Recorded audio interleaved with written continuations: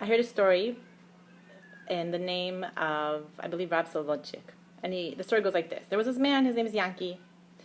And Yankee is a simple person. He goes outside his house one day, and all of a sudden he hears a voice from above. It's God. God's talking to him. And God says to him, Yankee, there's a big rock outside your house. Push the rock. Every day, half an hour, push the rock. Yankee, every day, goes out, and he pushes the rock half an hour, this big boulder. One day comes the Satan, and he says to him, Yankee, do you know you're a laughingstock up in heaven? The angels are all looking down and seeing this idiot pushing a rock every day for half an hour. Thanks so much for being our comedy routine, Yankee. Yankee hears this. He gets very disappointed. He says, forget about it. I'm not pushing this rock. Then another day goes by, and all of a sudden, a voice from the heavens cries out to him, Yankee, it's God. Yankee, push the rock. And Yankee says, I'm not going to be a laughingstock. I'm not going to have you laughing at me and mocking me in heavens. And God goes, Yankee, you're the best rock pusher there is. We're not laughing at you. We're cheering you on. So Yankee gets excited again, and every day, half an hour, he pushes that rock, the big boulder. Then one day, the Satan comes back, and he says to him, Yankee, you really think you're such a good rock pusher? Have you seen this rock move, even once? Yankee thinks about it. No, he's a failure. He gives up. He throws up his hand. Forget about it. Zeo. No more. He goes into the little city.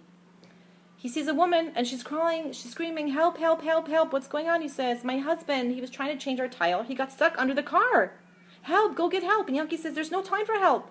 He takes his two hands, which have been pushing a rock, a boulder, for days after days. So he's very strong. And he lifts up the car. The husband comes out. Sometimes we put so much energy and effort into something and we do not see the results. It doesn't move. It doesn't budge. And then all of a sudden, that energy, that time, that effort that you put into it, it's used in a totally different direction that you would have never even imagined. God tells you, I'm giving you this test, but you don't know when this test will be to your advantage. You don't know how. You just have to keep going through this test, pass the test.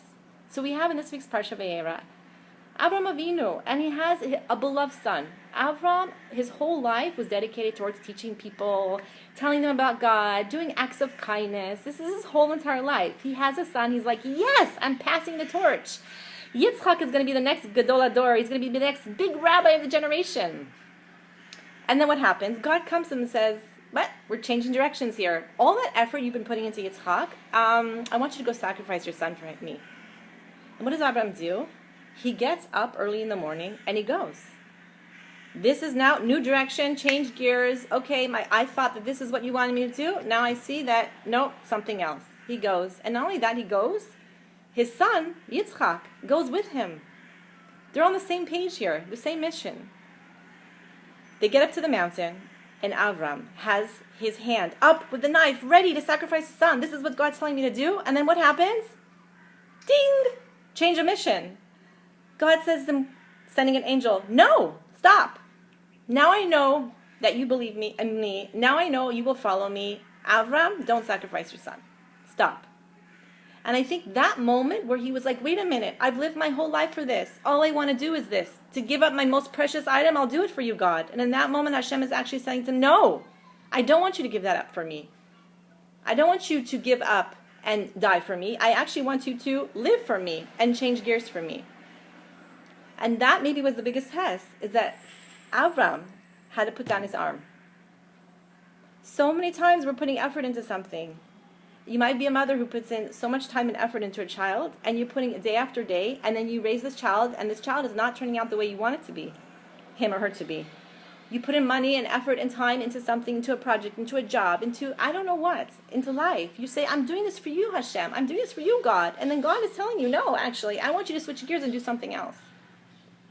That whole process of what we did, was it wasted? Of course not. Every single energy that we pushed, pushing the rock doesn't move. But guess what? That energy, those muscles that you built up will be used for something else. Because that is the koach, that is the strength that Avraham Avinu gave to us, his descendants. Shabbat Shalom.